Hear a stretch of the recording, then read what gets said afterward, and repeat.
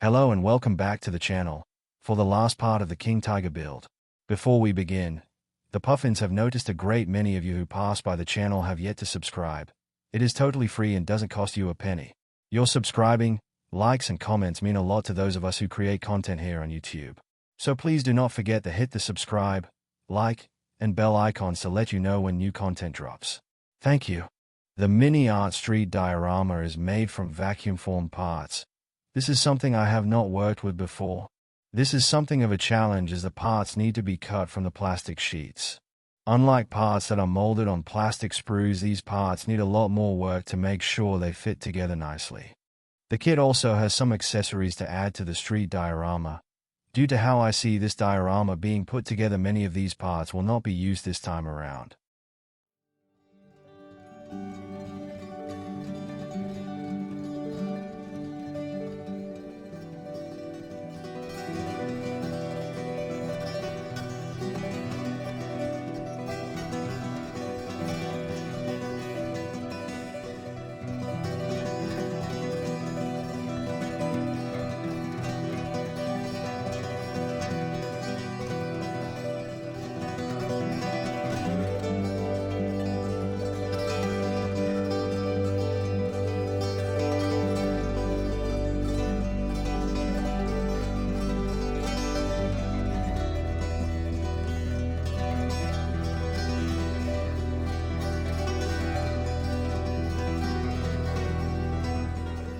The vacuum-formed parts are molded in some very thick gray plastic. This is very hard to cut through, and it is best to slowly work your way around the parts to remove them.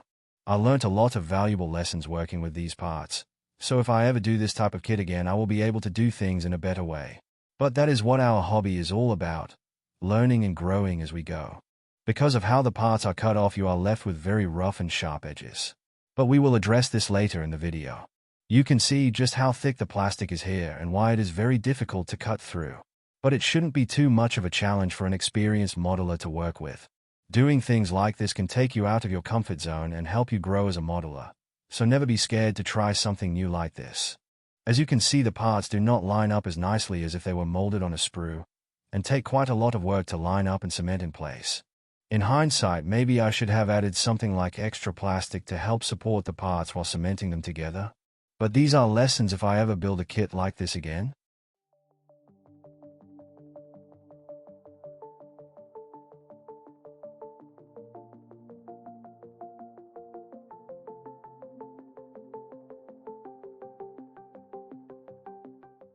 As you can see, there are some big gaps where the parts join together. I'm not sure if this is my inexperience with this type of kit or just how the parts fit. But we can work around this by using some sprue goo to fill in the gaps. The goo is made from some Tamiya cement and chopped up gray plastic for the kit. Using this method can fill in some of the kit details, in this case the exposed bricks on the edge of the building. Using files, scribing tools, and some basic sculpting techniques, we can easily carve these details back into the model.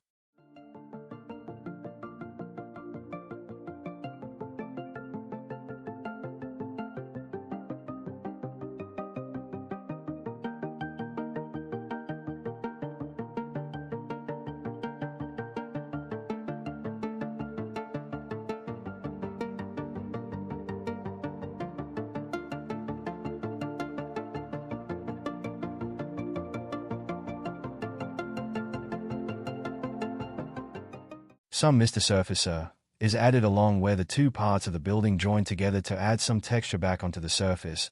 This is added before we prime the model before the painting stage.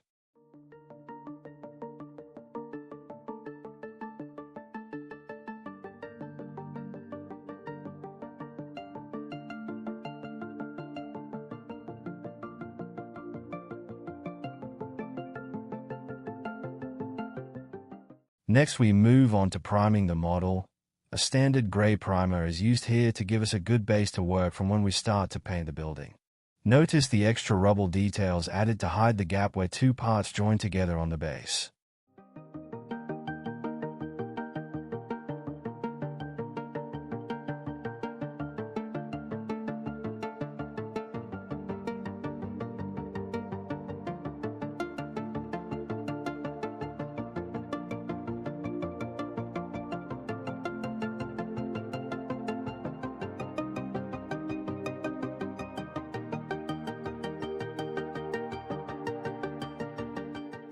Once the primer has fully cured, we can move on to the really fun part.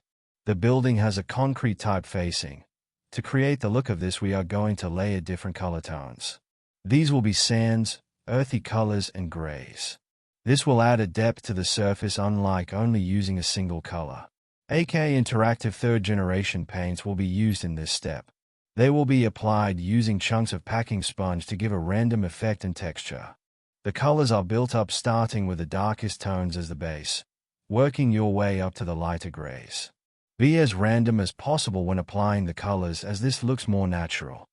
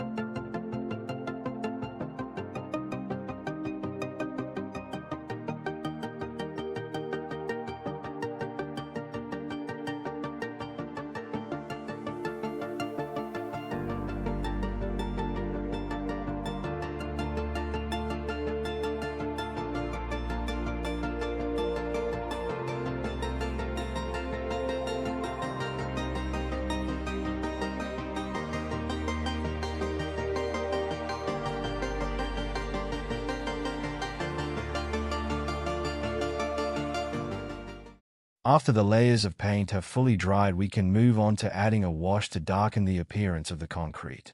A thin down wash of dark wash from MIG Ammo is used for this.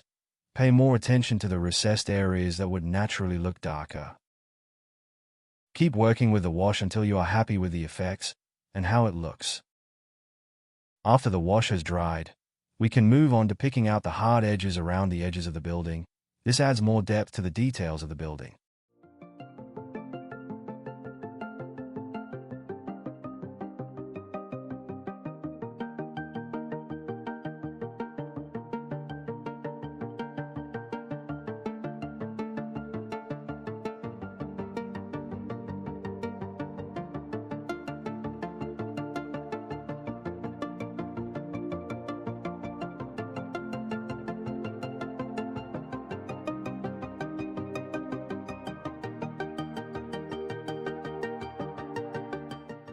Now we move on to the inside walls of the building.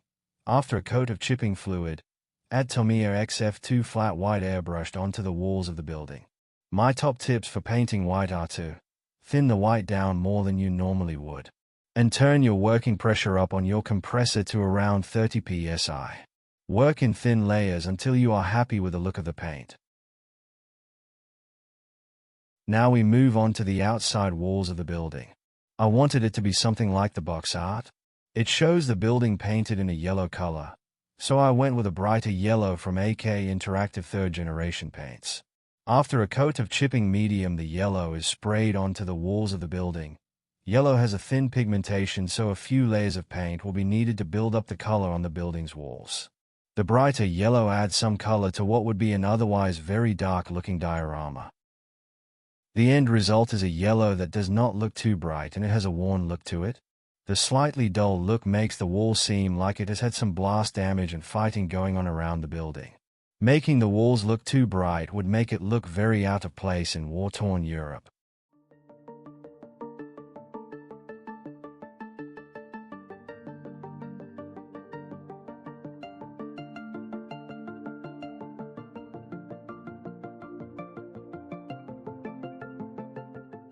The raised details of the building are painted white to give some contrast to the building. Again, I use the tips for painting white from earlier in the video. There is no need to add more chipping medium under the white, as the layer under the yellow will still do the job we need it to.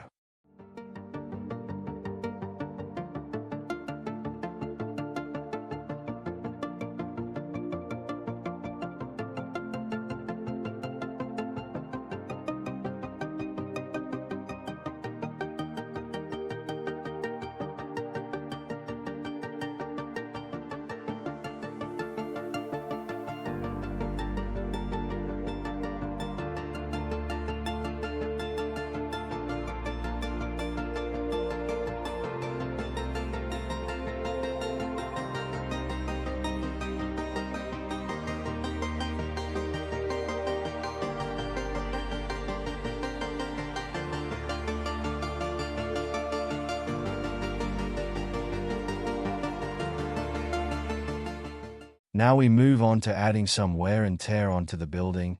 A stiff brush and some warm water is used to activate the chipping medium. This will make the building look like it has been in an area where bombing has been taking place. Cover the whole building with some water and start to rub away with the brush. This will reveal the cement colors we painted earlier. Keep wearing away the yellow paint until you are happy with the results.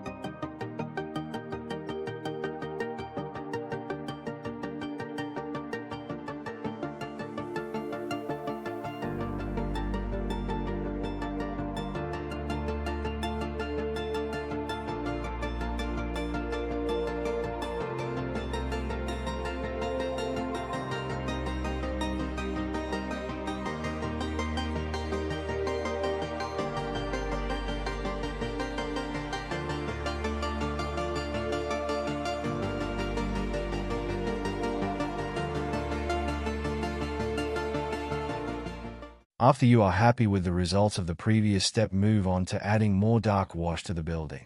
Again, make sure you focus the wash into the darker shadowed areas of the building. The end result should look dirty and grimy, like dust and dirt has been floating around the area. You will notice the bricks on the building have also been painted. Unfortunately, due to a technical mishap, I lost some footage of parts of this build. The memory card I was using corrupted, meaning I lost quite a lot of this build. But I will carry on with what I have.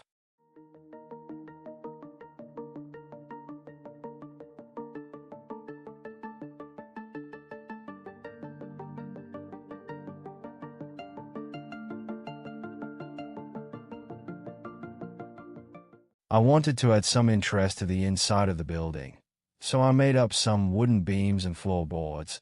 The footage of making these was some of lost footage, sadly, but the process was quite simple. They are made from matchsticks and lollipop sticks glued together. Some burning was added by actually burning the wood. The parts are then given a few coats of a dark wash to make them look old. The wear and chipping on the inside walls was done the same way as the outside wall, using water and a stiff brush.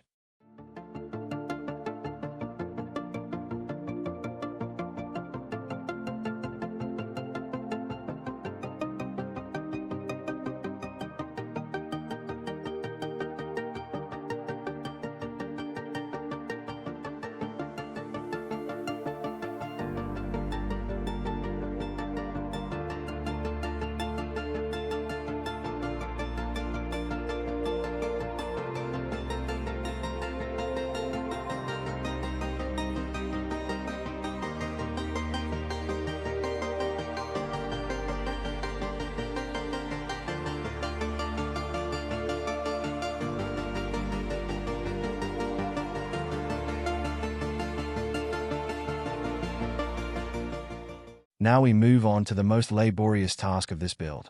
Painting all of the cobblestones. Lots of cobblestones. The stones are painted with mixtures of browns and grays along with sand colors. This gives some variation and interest so the stones are less monotone. This stage was oddly therapeutic and didn't take as long as you might think it would.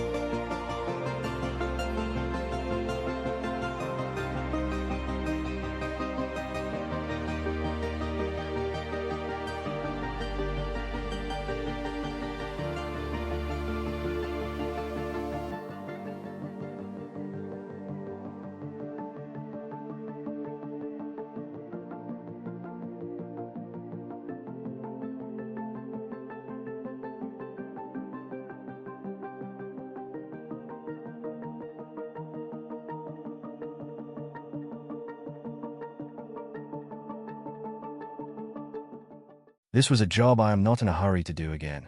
But the end result I think was worth all the effort, even if it almost drove me insane.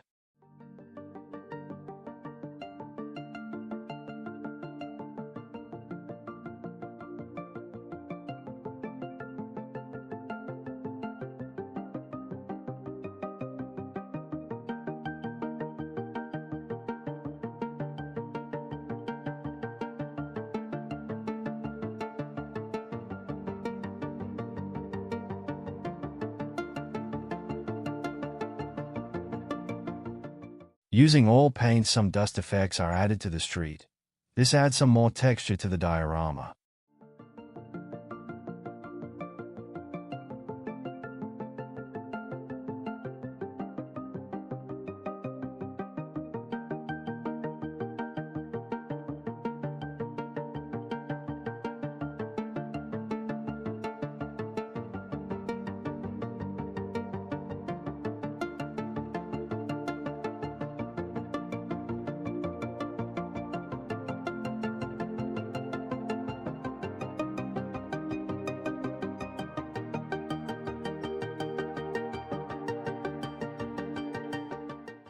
Next up, we are going to add some dirt and dust between the cobblestones.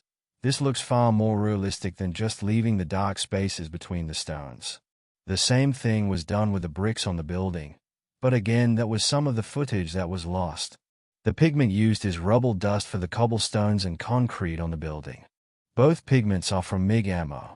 A mixture of the pigment and fixer is brushed over the cobblestones, working it into the gaps. Just to speed things up, I used a heat gun to dry the pigment out, before removing the excess pigment with a makeup sponge.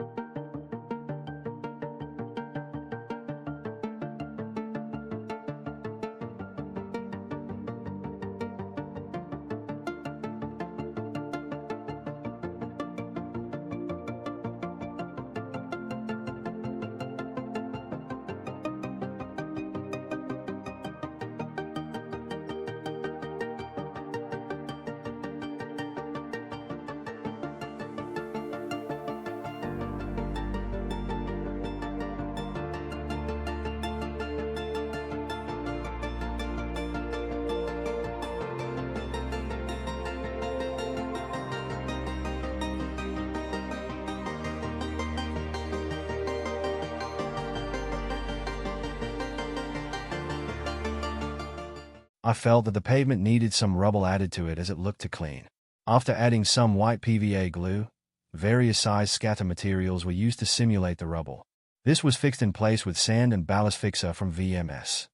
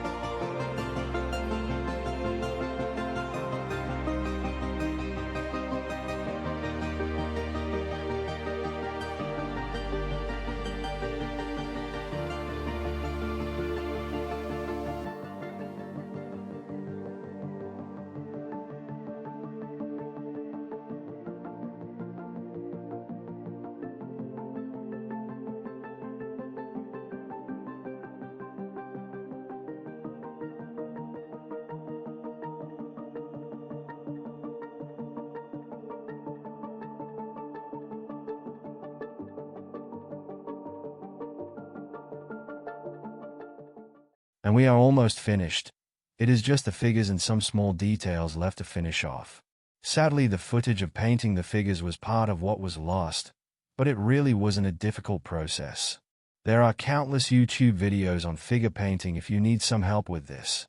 I like the idea of the crew standing around a big chunk of rubble looking at the map. And the pose of the figures worked very well for this.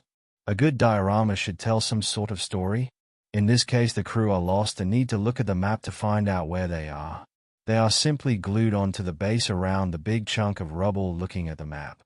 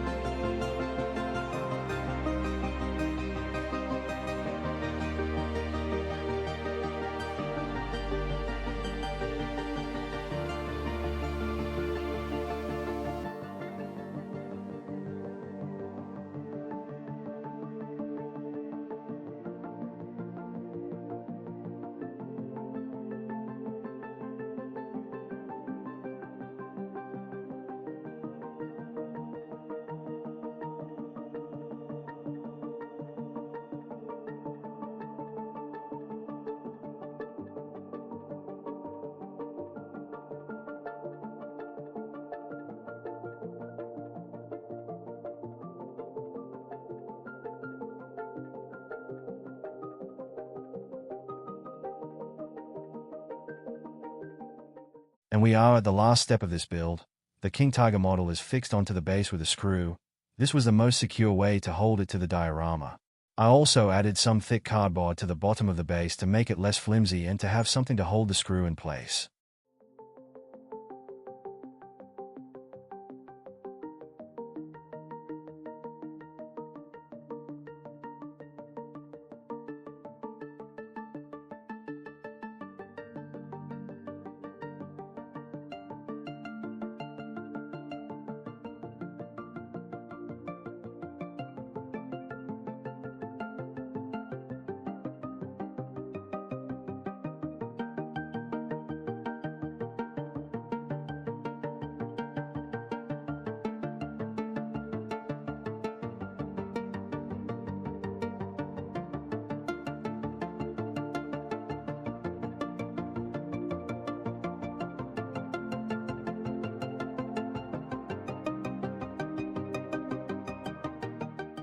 And we are finished.